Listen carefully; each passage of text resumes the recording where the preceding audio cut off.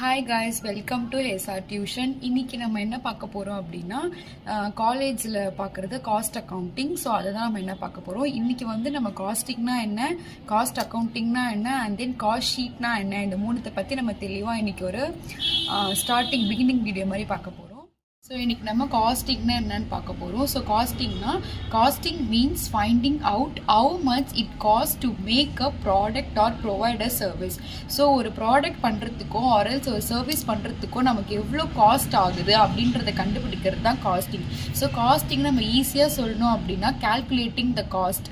ஒரு ப்ராடக்ட்டுக்காகவோ இல்லை நம்ம ஏதோ ஒரு மேனுஃபேக்சரிங் பண்ணுறோம், ஏதோ ப்ராடக்ட் வந்து ப்ரொடியூஸ் பண்ணுறோம் அப்படின்னா அதோட காஸ்ட்டை கால்குலேட் பண்ணுறது தான் அதோட காஸ்டிங்னா. இதான் சிம்பிளாக வந்து காஸ்டிங்னா என்னன்னு கேட்டாங்கன்னா calculating the cost of the product அப்படின்னு சொல்லலாம், இல்லை கால்குலேட்டிங் த காஸ்ட் அப்படின்னு சொல்லலாம்.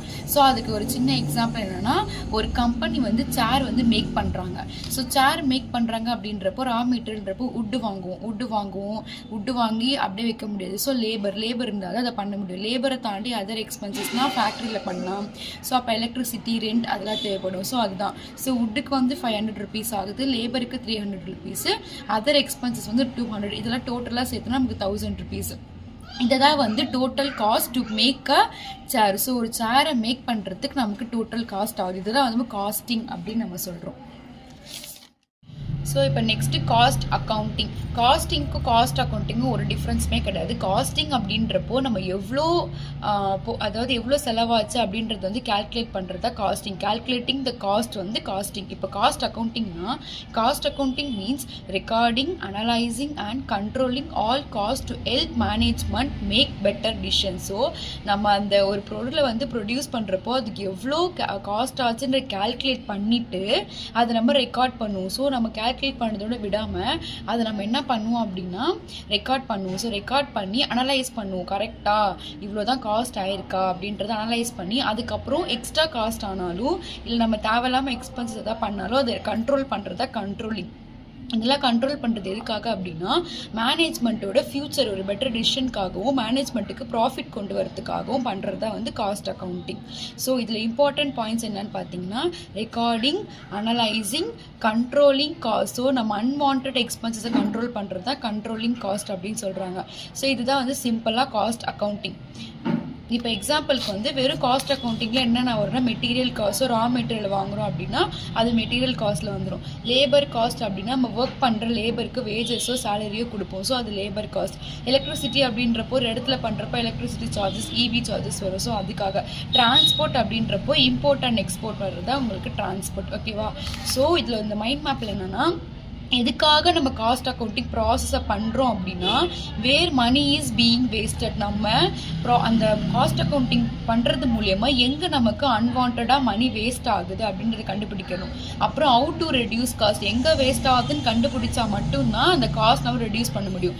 ஸோ ஃபர்ஸ்ட் நம்ம கண்டுபிடிக்கிறோம் எந்த இடத்துல வேஸ்ட் ஆகுது, அப்புறம் அது எப்படி ரெடியூஸ் பண்ணுறது செகண்ட், தேர்டு தான் how to increase profit. So இது ரெண்டுத்தையும் கண்ட்ரோல் பண்ணால் மட்டும்தான், அனலைஸ் பண்ணி ரெக்கார்ட் பண்ணி கண்ட்ரோல் பண்ணால் மட்டும்தான் நம்மளால் வந்து ப்ராஃபிட்டை வந்து இன்க்ரீஸ் பண்ண முடியும். ஸோ இதுதான் அந்த whole process called cost accounting. இந்த 3 ப்ராசஸையும் தான் காஸ்ட் அக்கௌண்டிங் நம்ம சொல்கிறோம். ஸோ தேர்டு இம்பார்ட்டன்ட் என்னன்னு பார்த்தீங்கன்னா காஸ்ட் ஷீட். ஃபஸ்ட்டு பார்த்த காஸ்டிங்கும் காஸ்ட் அக்கௌண்டிங்கும் உங்களுக்கு என்னென்னா தியரி பேசிஸில் வரும். ஸோ 2 marks அந்த மாதிரி பேசிஸில் எழுதுவீங்க. 2 marks, 5 marks, 10 marks theory எழுதுனீங்கன்னா introduction போட்டு எழுதுவீங்க. ஸோ இந்த காஸ்ட் ஷீட் அப்படின்றது இப்போ நம்ம ஃபர்ஸ்ட் சாப்டர் ஃபுல்லாகவே உங்களுக்கு தியரியாக வரும். அதை நான் அப்புறம் போஸ்ட் பண்ணுறேன். ஸோ செகண்ட் சாப்டர் வந்து காஸ்ட் ஷீட், அதாவது சம்ஸ் பேஸ் பண்ணி வருது செகண்ட் சாப்டர். ஸோ அதில் இம்பார்ட்டண்டான ஒன்று என்னன்னு பார்த்தீங்கன்னா காஸ்ட் ஷீட். காஸ்ட் ஷீட்னா என்னன்னா cost sheet is the statement that shows the total cost of producing goods during the particular period. So திரும்ப வந்ததே தான் ஒரு காஸ்ட் ஷீட்னா என்னன்னா ஒரு பர்டிகுலர் பீரியடில் ஒரு கூட்ஸை நீங்கள் ப்ரொடியூஸ் பண்ணுறீங்க. ஸோ அதுக்கு எவ்வளோ காஸ்ட் ஆயிருக்கு அப்படின்றத பார்க்கறது தான் காஸ்ட் ஷீட். ஸோ அந்த பர்டிகுலர் பீரியடில் நீங்கள் ஒரு கூட்ஸை ப்ரொடியூஸ் பண்ணுறப்போ அதுக்கான total cost of the product தான் காஸ்ட் ஷீட். ஸோ அந்த காஸ்ட் ஷீட் நம்ம எடுத்தோடனே காஸ்ட் ஷீட்டில் வந்து நம்ம போட்டுருவோமா கேட்டினா கிடையாது. ஸோ அதை எப்படி ப்ரிப்பேர் பண்ணுவோம்னா ஃபர்ஸ்ட் நம்ம என்ன பண்ணுவோம்னா வாங்குற மெட்டீரியலை ஒரு ஃபினான்ஷியல் ஸ்டேட்மெண்ட் மாதிரி ரெக்கார்ட் பண்ணி வச்சுக்கலாம்.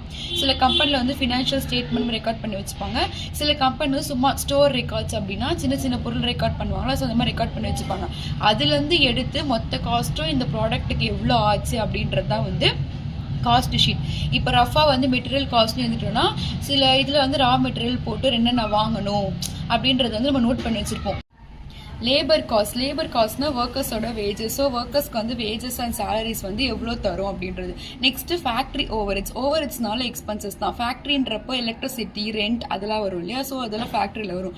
இந்த 3 காஸ்ட் நம்ம சும்மா ரஃபாக வந்து நோட் பண்ணி வச்சுருக்கோம்னா அதை ஃபைனலாக காஸ்ட் ஷீட் மாதிரி, அதாவது தெளிவாக டீட்டெயிலாக அந்த ரெக்கார்ட்ஸில் வந்து எடுத்து நம்ம காஸ்ட் ஷீட் ப்ரிப்பேர் பண்ணுறது தான் வந்து காஸ்ட் ஷீட். அது இந்த 1 இயர் பர்டிகுலர் பீரியடில் நான் இவ்வளோ பண்ணியிருக்கேன் இந்த ப்ராடக்ட்காக. ஸோ அதில் டோட்டல் காஸ்ட் தான் வந்து காஸ்ட் ஷீட் அப்படின்னு சொல்றோம். ஸோ அதுக்கு சின்ன எக்ஸாம்பிள் என்னன்னா 100 டேபிள்ஸ் வந்து 1 மந்த்ல பண்றது. இப்போ இதை வந்து நமக்கு ஆர்டர் வருது 100 டேபிள்ஸ் வந்து 1 மந்த் பண்ணணும் அப்படின்றது. ஸோ இதை நம்ம காஸ்ட் ஷீட் ரெக்கார்ட் பண்ணுவோம் இல்லையா. ஸோ மெட்டீரியலுக்கு வந்து ஒரு 50,000 ஆகுது, லேபர் வந்து ஒரு 30,000, ஃபேக்ட்ரி எக்ஸ்பென்சஸ்க்கு ஒரு 20,000. இப்போ இந்த லேபர், மெட்டீரியல், ஃபேக்ட்ரி அப்படின்றத நம்ம வந்து நமக்கு புரிகிற மாதிரி அந்த டைமில் ரெக்கார்ட் பண்ணி வச்சுக்கணும். அப்படின்னா ஃபைனலைஸாக அதுக்கு டீட்டெயில் ரெக்கார்ட் பண்ணி ஒரு டோட்டல் காஸ்ட் வந்து இதில் இவ்வளோ ஆச்சு அப்படின்றது வந்து வருது தான் வந்து டோட்டல் காஸ்ட். இப்போ 1 lakh, இது 3த்தையும் மெட்டீரியல், லேபர் அண்ட் ஃபேக்ட்ரி இது 3த்தையும் சேர்த்துனா டோட்டல் காஸ்ட் வந்து 1 lakh. ஸோ இதை தான் வந்து காஸ்ட் ஷீட் அப்படின்னு சொல்றோம்.